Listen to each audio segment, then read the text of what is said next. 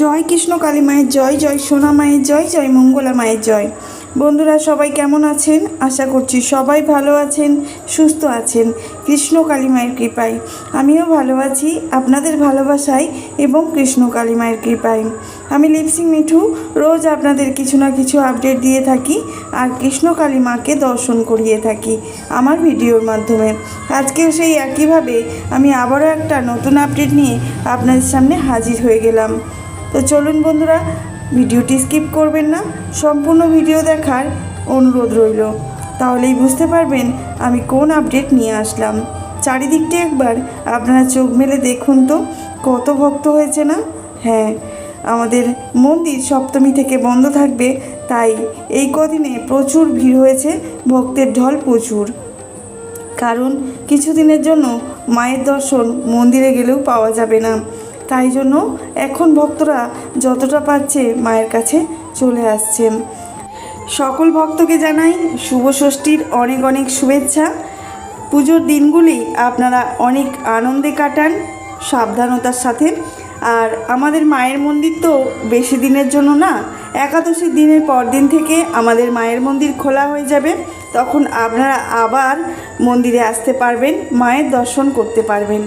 হয়তোবা আমি কোনো কারণবশত হয়তো ভিডিও নাও দিতে পারি এই কদিন, কারণ আমাদের এখানে একটু সাউন্ড প্রবলেম। কারণ সব জায়গায় তো জানেন মাইক চলছে, আর মাইক চলা মানেই আমার ভয়েস দেওয়া আমার অসুবিধে হবে।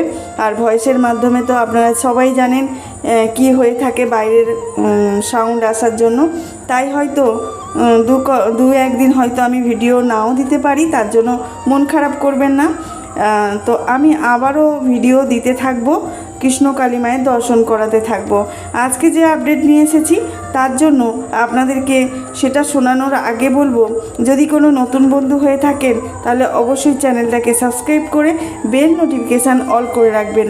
আমি রোজ কিছু না কিছু আপডেট আমার ভয়েসের মাধ্যমে, আমার ভিডিওর মাধ্যমে দিয়ে থাকি, আপনার কাছে প্রথমেই পৌঁছে যাবে তাহলে। আর বেশি বেশি শেয়ার করার চেষ্টা করবেন। কৃষ্ণ কালী মায়ের মন্দির সম্বন্ধে সবার খুব জানা প্রয়োজন, কারণ এই মন্দির থেকে ভক্তরা কী পরিমাণ উপকার পাচ্ছে সেটা আপনারা নিজের চোখেই দেখতে পান আমার ভিডিওর মাধ্যমে, আমার ভয়েসের মাধ্যমে। আর এগুলো সত্যি কথা একদম। ভক্তরা তো অশিক্ষিত না, সবাই শিক্ষিত মানুষ। আজকালকার দিনে অশিক্ষিত কটা? তো যদি আপনি মনে করে থাকেন ভগবান বলে কিছু থেকে আছে আমাদের মধ্যে, তাহলে অবশ্যই আপনি এড়িয়ে যাবেন না কৃষ্ণ কালী মাকে।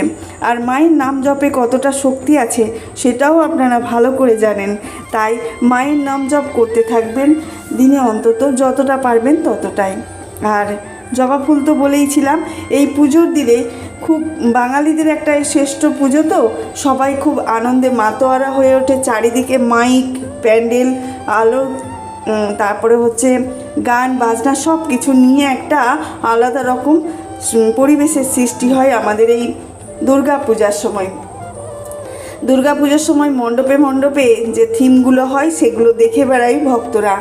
আর নতুন পোশাক পরে সকল ভক্তরা পুজোর প্যান্ডেলে যাবেন আমি জানি।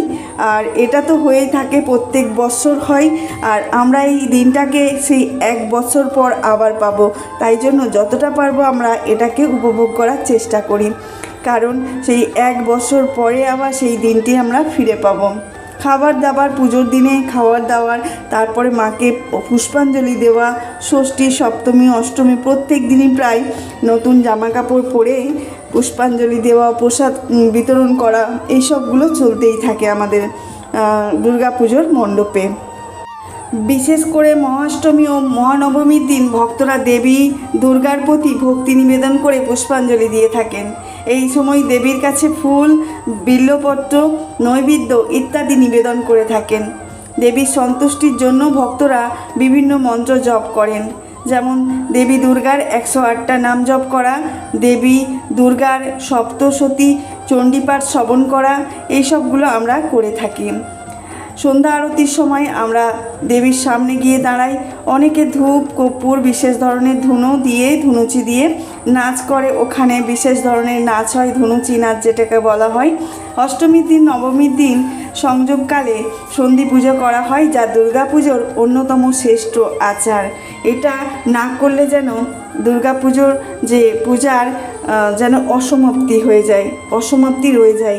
তারপরে আবার অনেক জায়গায় কুমারী পুজো হয়, যেমন অল্প বয়সী কোনো এক মেয়েকে, বাচ্চাকে নিয়ে তাকে দুর্গা প্রতিমার মতো সুন্দর রূপে সাজানো হয়, আর সেই দেবী রূপে বাচ্চাটিকে পূজা করা হয়, যেমন কুমারী পূজা, ওটাকে বলা হয় কুমারী পূজা।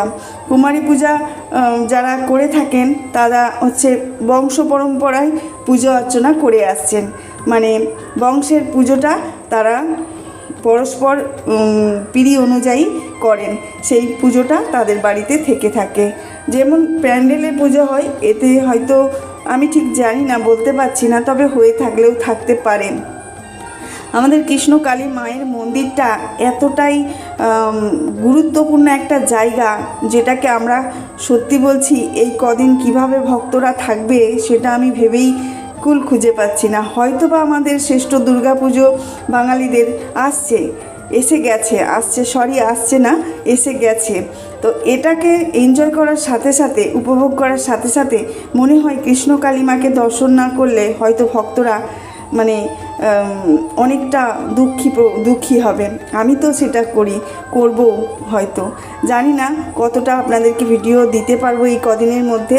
তবে এখানে যা সাউন্ড প্রবলেম, মানে আমার এখানে মাইক চলছে, তাই জন্য আমি আর হয়তো ভিডিওর ভয়েস দিতে পারবো না, তবে চেষ্টা করব আপনাদের সামনে ভিডিও নিয়ে আসার। তাই আজকে যে কৃষ্ণকালী মায়ের আমি একজন বড় ভক্ত হয়েছি, সেটা আমার গর্ব। আপনিও যদি ভক্ত হতে চান অবশ্যই ভিডিওটিকে বেশি বেশি করে শেয়ার করবেন, লাইক কমেন্ট করবেন, কমেন্ট বক্সে লিখে যাবেন জয় কৃষ্ণকালী মায়ের জয়। মায়ের কৃপা আপনার লাভ হবে। তো চলুন বন্ধুরা, আজ এটুকুই। ভালো থাকবেন, সুস্থ থাকবেন,